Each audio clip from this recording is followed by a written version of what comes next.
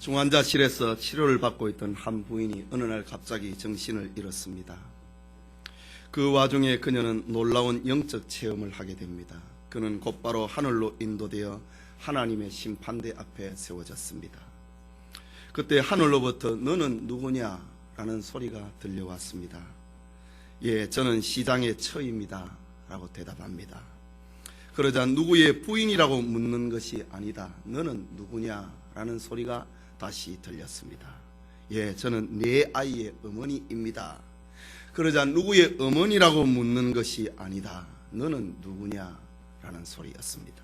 예, 저는 교사입니다.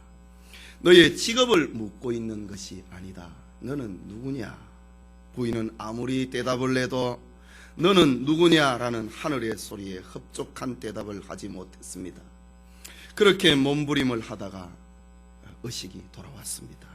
병이 치유되었을 때 부인은 자신이 누구인가를 찾으려고 결심합니다. 이후 부인의 생활은 더 진지하고 더 성숙하고 더 신앙의 사람이 되었습니다. 사람에게 있어서 자기 정체성에 대해서 고민을 하고 그것을 찾는다고 하는 것은 참으로 중요한 문제입니다. 여러분은 누구입니까? 사람들은 여러분을 누구라고 합니까? 여러분은 무엇을 믿고 무엇을 희망하기에 오늘 교회에 오셨습니까? 교회는 무엇이고 또 교인이 된다고 하는 것은 무엇입니까? 이런 정체성에 대한 질문과 대답은 2000년 전 저 팔레스틴에서도 있었습니다. 오늘 본문의 역사적인 배경은 이렇습니다. 갈릴리 호수 북방 약 40km 지점에 헐몬산 기슭에 작지만 아름답고 조용한 마을이 있었습니다. 헤롯 대왕의 아들 헤롯 빌립이 이 도시를 확장을 하여서 사람들이 운집하는 신도시로 만들었습니다. 로마는 이곳에 중동 지역을 지배하기 위한 군사령부를 세웠습니다. 빌립은 이 도시를 황제 가이사 황제에게 바친다는 의미로 도시의 이름을 가이사라고 명명을 합니다. 그리고 거기에다가 자기 이름을 추가하여서 가이사라 빌립보라고 이름을 지었습니다. 가이사라 빌립보가 신도시가 되다가 보니 외지에서 많은 사람들이 몰려들기 시작했습니다. 주민들의 대부분은 이방인이었고 우상 숭배자들이었습니다. 많은 사람들이 바알을 숭배를 하였고 헬라계 사람들은 산림과 야수의 신인 파안에 산당을 짓고 거기에 경배합니다. 또 빌립 왕은 가이사에게 아부하기 위해서 그곳에 황제의 신전을 짓고 황제 숭배를 장려를 했습니다. 가이사라 빌립보는 이렇게 정치, 경제, 군사적으로 중요한 도시인과 더불어서 유다 변방에 위치하고 있는 종교 전시장이 되어버리고 말았습니다. 때는 예수님의 공생애가 절정에 다다르고 있을 즈음입니다. 예수님께서는 소위 종교 전시장이 되어버린 그곳에서 제자들에게 자신의 정체성에 대해서 묻습니다. 사람들이 인자를 누구라고 하더냐라고 했습니다. 그러자 제자들이 가이사라 빌립보 그 지역에서 사람들이 예수님에 대해서 하는 말이 이렇습니다 라는 것을 예수님께 들려주었습니다. 그러자 예수님께서는 너희는 나를 누구라고 하느냐 라고 제자들에게 물었습니다. 그러자 베드로가 주는 그리스도시요 살아계신 하나님의 아들이시니이다 라는 교회사에 있어서 가장 유명한 대답을 쏟아놓습니다. 이 흡족한 대답을 들으신 예수님께서는 그 시간에 처음으로 역사적인 선언을 하십니다. 바로 자신의 교회를 설립하겠다고 말씀하신 것입니다. 교회는 올바른 신앙 고백 위에 세워져야 되기 때문에 거기에 내가 교회를 세우겠다라고 하셨습니다. 주일 이 아침에 반석 위에 세운 교회라는 제목으로 하나님의 말씀 받기 원합니다. 첫째로 세상은 예수님에 대해서 천의 색깔로 이해를 합니다. 함께 본문 13절 14절을 다시 한번 읽겠습니다. 예수께서 가이사라 빌립보 지방에 이르러 제자들에게 물어 가라사대 사람들이 인자를 누구라 하느냐. 같이 봅시다. 가로되 더러는 세례 요한, 더러는 엘리야, 어떤 이는 예레미야나 선지자 중에 하나라 하나이다. 여기 더러는 이라는 말로 시작이 되고 있는 대답은 사람들의 예수님 이해가 정확하지 않다고 하는 말입니다. 저들은 예수님께서 행하시는 말씀과 행하시는 표적을 보면서, 기적을 보면서 저들은 감동을 합니다.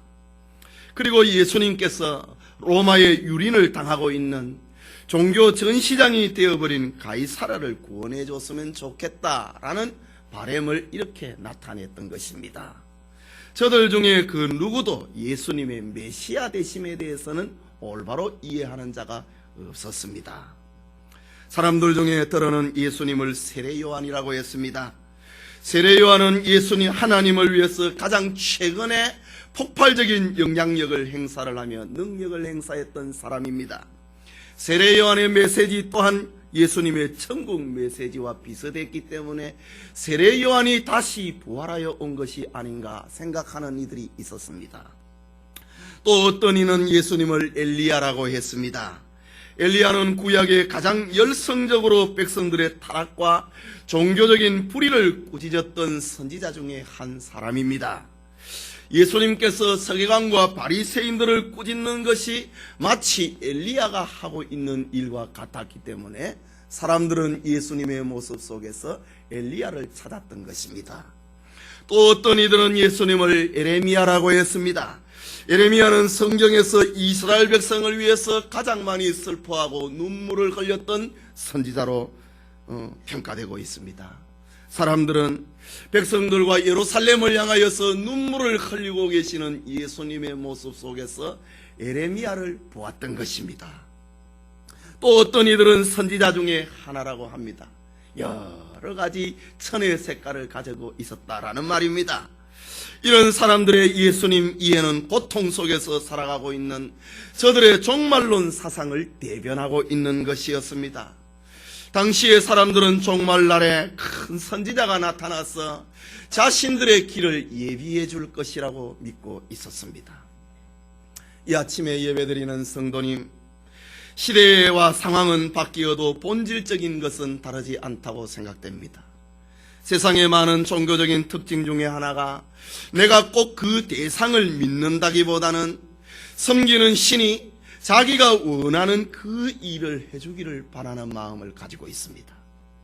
그래서 당시의 사람들도 예수님을 자기의 이해관계에 따라서 세례 요한이다, 엘리야다, 또 예레미야다, 아니다, 또 다른 선지자다, 이렇게 자기의 이해관계에 따라서 예수님의 모습 속에서 그렇게 보았던 것입니다. 오늘날에도 사람들은 자신의 이해관계에 따라서 예수님을 정치적인 선구자로 이해하는 이들이 있습니다.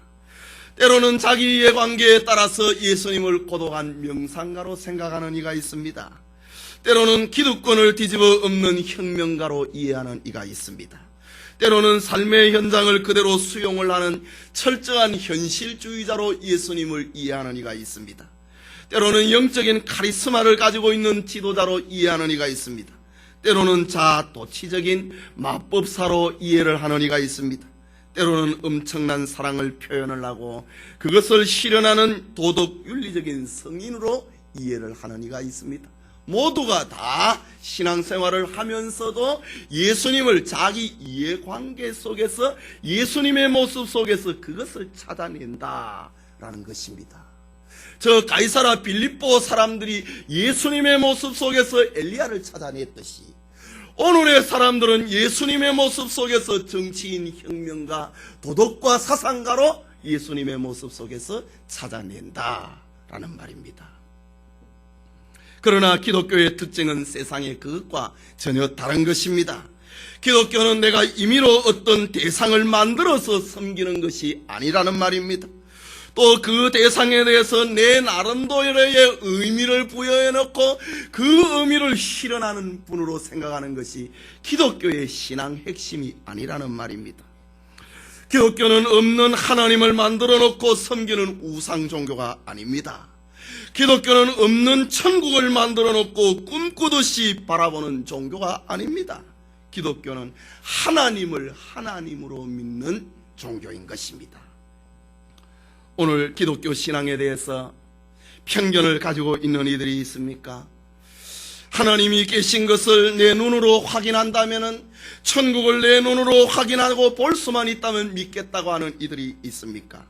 기독교의 신앙은 눈으로 보고 믿는 것이 아닙니다. 기독교의 복음은 보지 못했기 때문에 믿지 못하겠다라는 그 사람은 보아도 믿을 수 없는 것이 바로 기독교 신앙의 특색입니다. 이것이 기독교만이 가지고 있는 특징입니다. 말하자면 기독교 신앙은 보고 안 보고 이것은 크게 영향을 받지 않는다. 오직 하나님의 은혜로 시작이 되기 때문에 그렇다라는 말입니다.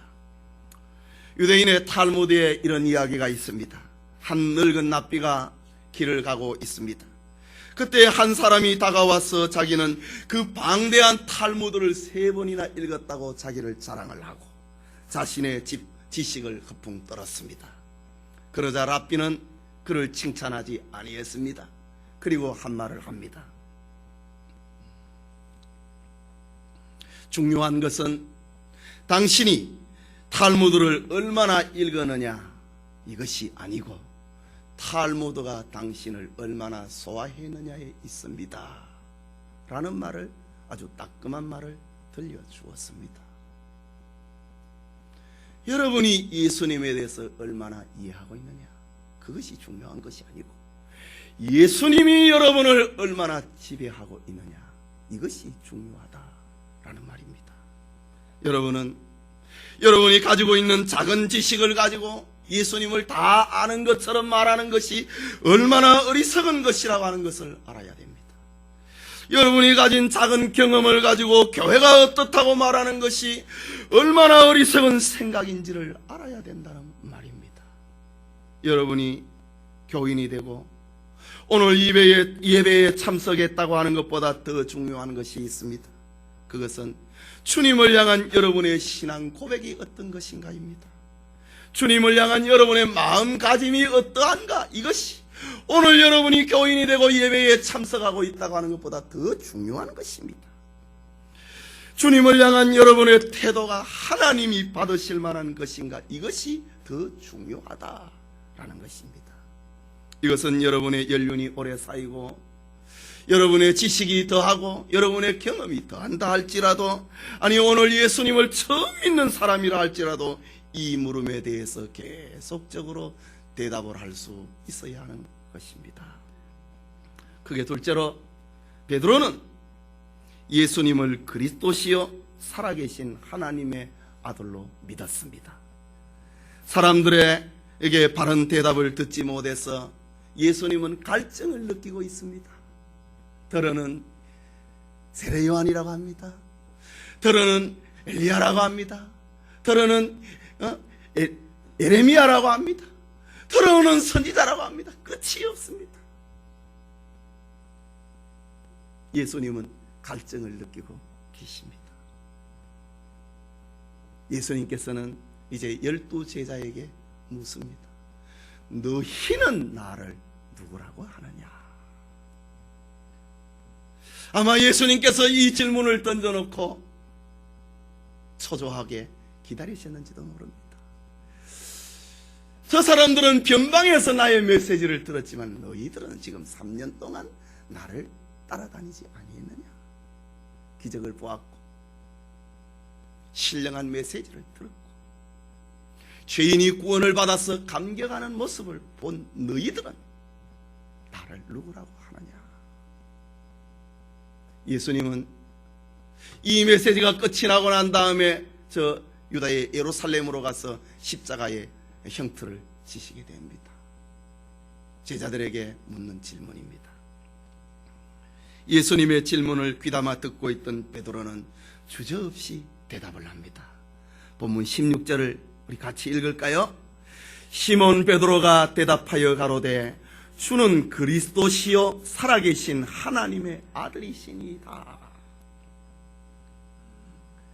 이 대답이 예수님이 얼마나 듣고 싶었던 대답이었겠습니까? 예수님의 마음을 시원하게 하는 그런 대답이었습니다. 예수님께서 육체를 입으시고 이 세상에 오신 정확한 이유와 목적을 파악을 하고 있는 제자들의 대답이었습니다. 이것은 바로 기독교 신앙의 핵심을 알려주고 있는 대답이었습니다. 주님은 너무 기뻤습니다. 베드로의 고백을 좀 더 생각을 해보겠습니다. 주님이라고 하는 말은 단순하게 어떤 2인칭을 말을 하고 있는 당신은 이라고 하는 말입니다. 즉 당신은 그리스도십니다. 당신은 살아계신 하나님의 아들입니다 라고 했습니다. 베드로의 고백입니다. 베드로 고백을 하기를 당신은 저 가이사라 사람들이 빌립보의 사람들이 말을 하고 있는 죽은 세례 요한이 다시 살아난 그분이 아닙니다. 능력을 당하고 불의를 책망을 하였던 엘리야가 다시 온 그분이 아닙니다. 저 예루살렘의 멸망의 과정을 보고 눈물을 그치지 않았던 에레미야와 같은 분이 아닙니다. 수많은 선지자 중에 한 분이 아닙니다. 오늘날로 표현하면 예수님은 4대 성인 가운데 한 분이 아닙니다 라는 표현입니다. 당신은 그리스도이십니다. 당신은 살아계신 하나님의 아들이십니다 라고 베드로는 고백을 했습니다. 가이사라 빌립보에 있는 수많은 사람들은 예수님의 모습 속에서 자기가 그리는, 자기가 희망하는 그분을 찾았습니다. 에레미야를 찾았고 엘리야를 찾았고, 오늘날로 말하자면 예수님의 모습 속에서 정치적인 혁명가로 찾고, 사회복지를 실현하는 사람으로 찾고, 가난한 사람을 불쌍히 여기는 그런 분으로 찾았습니다. 그러나 베드로는 예수님의 모습 속에서 하나님을 보았다. 예수님의 모습 속에서 사람들이 생각을 하고 추구하는 그것을 찾은 것이 아니고, 베드로는 예수님의 모습 속에서 하나님을 보았다 라는 말입니다. 정말 기막힌 신앙 고백이지 않습니까? 베드로는 예수님 안에서 성령의 역사를 보았던 것입니다. 베드로는 예수님 안에서 이 땅의 구원자로 오시는 하나님의 아들 임마누엘 하시는 하나님의 아들을 보았던 것입니다. 여러분들은 예수님 안에서 무엇을 보고 있습니까? 예수님은 십자가를 앞에 둔 그 시점에 이 고백을 그렇게 듣기를 원하셨습니다. 이 고백이 없이 예수님이 십자가에 죽고 부활승천하시면 이 땅의 교회가 어떻게 되겠습니까? 예수님이 이 세상에서 33년을 사시고 3년 동안 12제자를 키우고 그렇게 공을 들여서 가르치셨는데, 제자들이 예수님의 모습 속에서 정치 혁명가를 보고 있다고 하면 기가 막힌 일 아닙니까?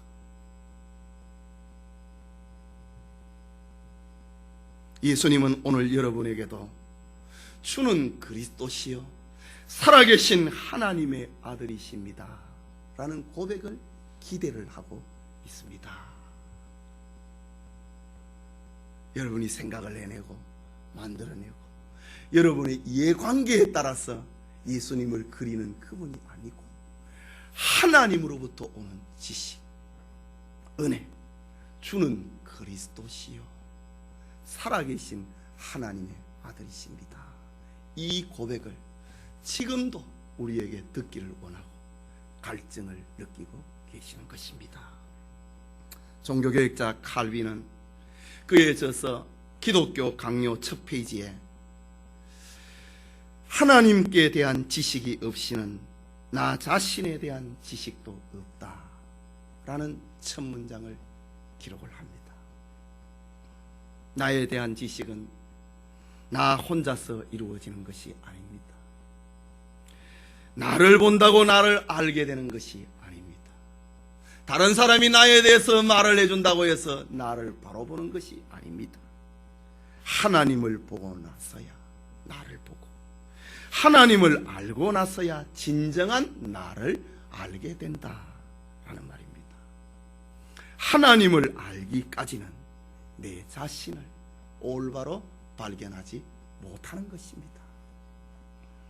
그러므로 여러분이 하나님을 모르고 하나님을 바로 알기 전에는 주는 그리스도시요 살아계신 하나님의 아들이십니다, 이런 올바른 신앙의 고백이 없이는 여러분이 가지고 있는 지식이든 여러분이 가지고 있는 재산이든 노력이든 수고든 그 무엇이든지 간에 그것은 참된 의미를 발휘할 수 없는 것입니다.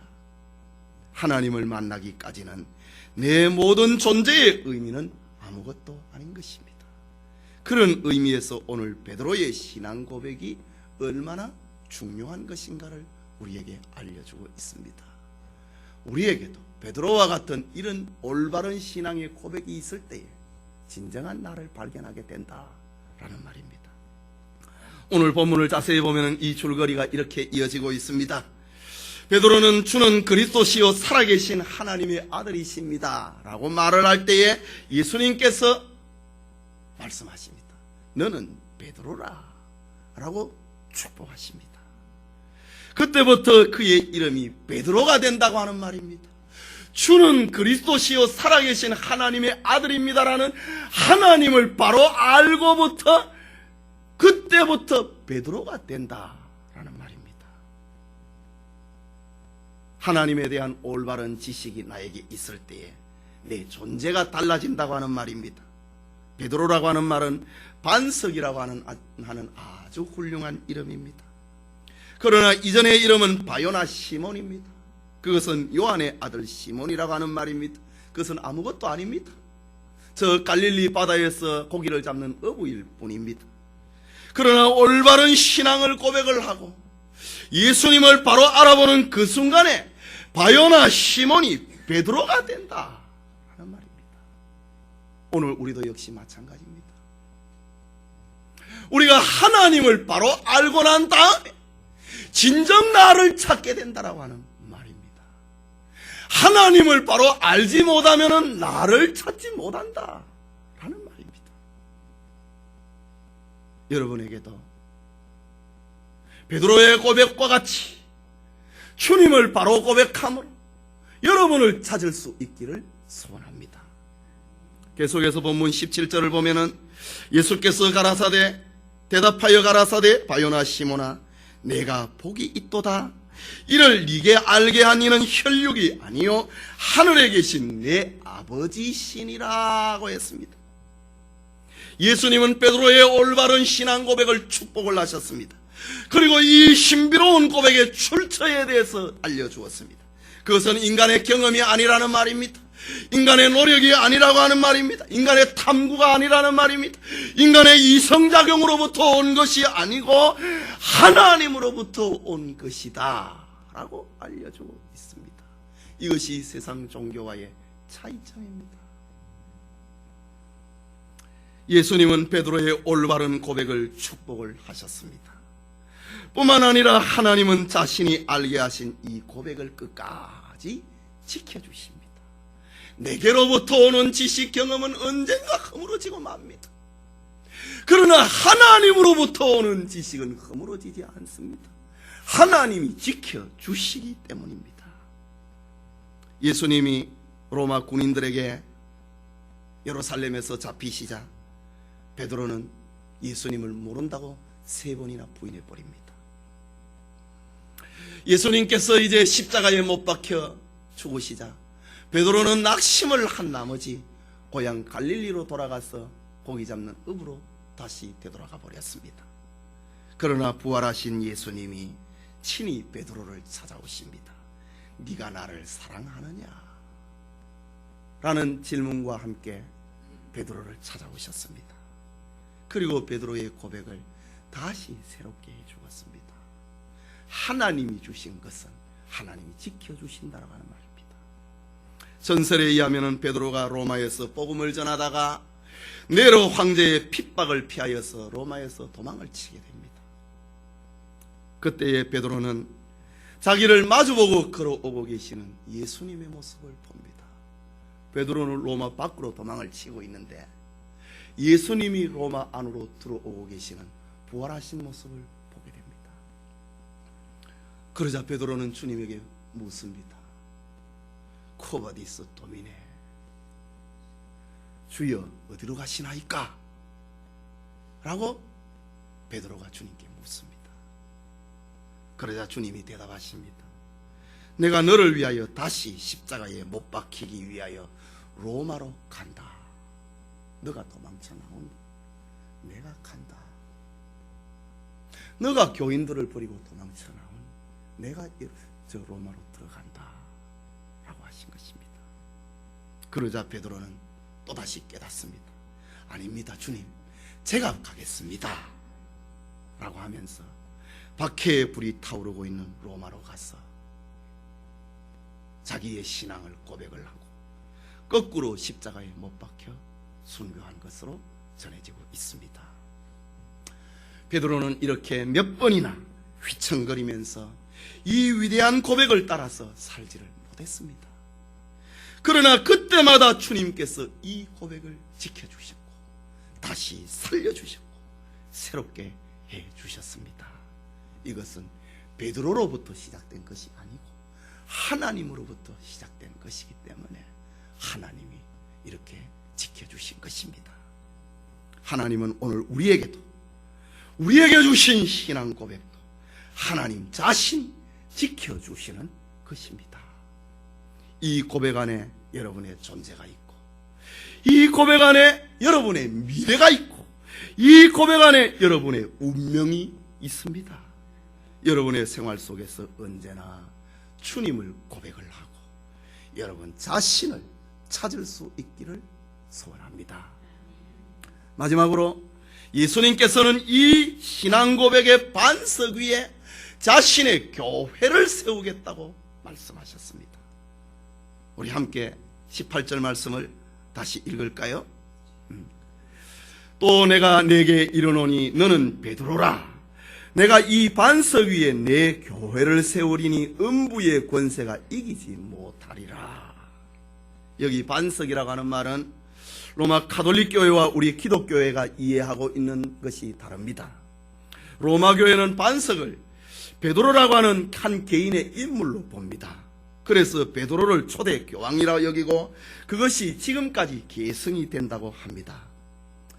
교회는 베드로라고 하는 한 개인 위에 세워졌다고 합니다. 여러분, 예수님이 뭐가 답답하셔서 하나님의 아들이신 예수님께서 베드로 위에다가 교회를 올려놓습니까? 되지도 않는 말이지요. 이것은 주님의 말씀을 잘못 이해한 결과입니다. 그 어떤 교인도 어떤 개인도 결코 교회의 기초가 될 수는 없습니다. 우리 기독교회는 반석을 베드로의 인격과 개인이 아니라 베드로가 고백하고 있는 신앙 고백을 반석이라고 믿습니다. 주는 그리스도시요 살아계신 하나님의 아들입니다 라는 이 고백 위에 주님의 교회가 세워지는 것이지 베드로 개인 위에 세워지는 것이 아닙니다. 오늘 여러분이 예수님을 그리스도시요 살아계신 하나님의 아들로 고백을 하면 그곳이 바로 주님의 교회가 세워지는 곳입니다. 여러분 자신이 거룩한 성전이 되고 여러분을 통하여서 주님의 교회가 이 땅에 확장이 되는 것입니다. 결코 교회는 이 세상의 어떤 이념이나 어떤 사상이나 어떤 유력한 사람 위에 세워지는 것이 아니고 오직 주님을 바르게 고백을 하는 그 터 위에 교회는 세워지는 것입니다. 교회는 그룹별로 모여서 성경 공부를 한다고 해서 학교가 될 수 없습니다. 교회는 성도들이 모여서 차를 마시고 교제를 한다고 해서 친교단체가 아닙니다. 교회가 어렵고 가난한 사람을 돕는다고 해서 교회는 자선사업단체가 될 수가 없습니다. 교회는 불의에 대해서 항거한다고 해서 저항단체도 될 수 없습니다. 교회는 살아계신 하나님의 집입니다. 하나님의 자녀들이 모여서 예배를 드리며 헌신을 다짐을 하며 주님의 몸과 피를 나누는 신령한 집, 그것이 교회입니다. 개인의 믿음이, 가정의 믿음이, 교회의 믿음이 주는 그리스도시요 살아계신 하나님의 아들이십니다 라고 고백을 할 때 참된 생명력을 발휘하게 됩니다. 이 고백이 있을 때 기독교는 참된 구원 종교로서 자리를 잡게 되는 것입니다. 오늘 본문을 자세히 보면은 예수님께서는 교회를 가리켜서 기막힌 표현을 합니다. 내가 이 반석 위에 내 교회를 세운다. 교회는 내 교회다 이거죠. 주님의 교회다 라고 하고 있습니다. 세상에 존재하고 있는 큰 교회든 작은 교회든, 대리석으로 꾸며놓은 교회든, 지하에서 예배를 드리고 있는 교회든, 그 교회들은 다 내 교회다 라고 주님이 말씀하십니다. 내가 이 반석 위에 내 교회를 세운다 라고 했습니다. 교회의 주인이 바로 주님 자신임을 표현하고 있는 말입니다. 교회는 주님이 다스리고 주님이 주관하시고 주님이 함께하시고 주님이 심판을 행사하시는 주님 자신의 몸이라고 하는 말입니다. 계속해서 예수님께서는 자신이 세운 교회에 대해서 말씀을 하고 계십니다. 본문 18절 후반부에 내가 이 반석 위에 내 교회를 세우리니, 그 다음에 나오는 말씀, 음부의 권세가 이기지 못하리라. 교회가 가지고 있는 능력입니다. 교회가 가지고 있는 권능입니다. 음부의 권세가 이기지 못하리라. 여기 음부의 권세는 바로 죽음의 대문을 가리키는 말입니다. 음부는 죽음입니다. 권세는 대문이라고 하는 헬라 말입니다. 죽음의 대문이 교회를 이기지 못할 것이다. 죽음으로 빨려 들어가고 있는, 빨아들이는 그 대문이 교회를 이기지 못할 것이다 라고 했습니다. 이유가 무엇입니까? 교회를 세우신 분이 바로 주님 자신이고, 주님이 바로 죽으셨다가 부활하신 분입니다.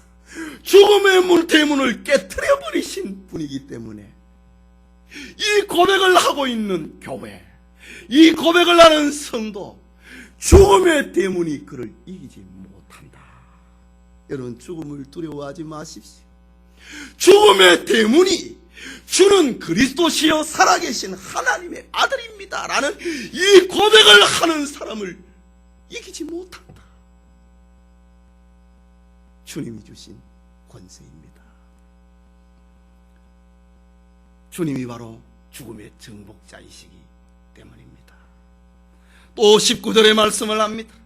내가 천국 열쇠를 네게 주리니 네가 땅에서 무엇이든지 매면 하늘에서도 매일 것이요 땅에서 무엇이든지 풀면 하늘에서도 풀리리라. 로마 가톨릭에서는 이 말씀을 또 곡해를 합니다. 예수님께서 베드로에게 천국 열쇠를 주었으니 그 권세는 오늘날 교황에게로 계승이 된다 라고 주책을 떱니다. 정말 주책입니다. 정말 무식합니다. 그러나 이것은 자신들의 교권을 합리화하기 위해서 복음의 본질을 왜곡하고 있는 것입니다. 여기 천국의 열쇠라고 하는 것은 어떤 특정인을 가리키고 있는 것이 아닙니다. 베드로의 신앙 고백과 동일하게 고백을 하는 모든 사람에게 주어지는 열쇠인 것입니다. 그렇다면 천국의 열쇠가 무엇입니까? 그 열쇠는 어떤 조각물이나 형상이 아닙니다. 바로 예수님께서 공생의 기간 동안에 말씀을 하셨던 천국 복음, 구원의 복음, 이것이 바로 천국의 열쇠입니다. 베드로는 이 고백을 통하여서 주님의 마음을 시원하게 했습니다. 말하자면 주님의 마음을 열었습니다. 천국을 열었습니다. 베드로는 이 고백을 통하여서 베드로가 이방인의 구원의 문을 먼저 열었습니다. 그것이 바로 천국의 열쇠인 것입니다. 뿐만 아니라 오늘 본문의 열쇠는 결코 단수가 아닙니다.